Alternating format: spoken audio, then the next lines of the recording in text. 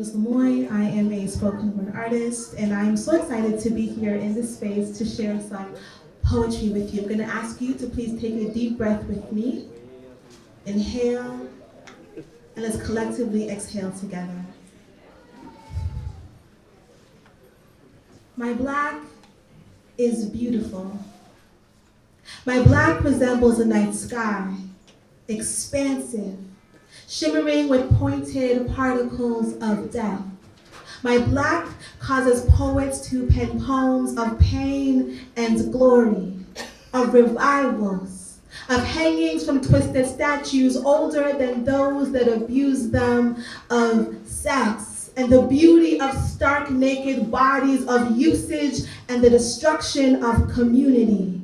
My black inspires songwriters to tar their skin with ink and wish for new birthplaces, singing the spirituals of a people that stare death in the face and fought off ghosts daily with undefeatable vigor. My black carries an undertone of pink, like the gums we skin when life is irie, and a tongue that croons ashe when the Creator is praised. It carries an undertone of sunset, like the horizons in ancient lands rich with our beauty. It shines through the slices they've made in our skin, but we shine them proudly. It carries an undertone of the freedom we all feel and will never forget, no matter the heaviness of the chains, the sting of the whips, the signatures on the bill, the complacency of the good people, the murders of our men, women, and children, the rape of our civil liberties, and the scotch tape on our defiance. My black is not your exotic delicacy, the glass to catch your spilled champagne. We are not to be described as desserts and sweet things, like the candies you keep wrapped up in your pockets to make us more palatable to your taste buds. My black is not invisible. My black is not invisible. But it is the shade of your own ignorance.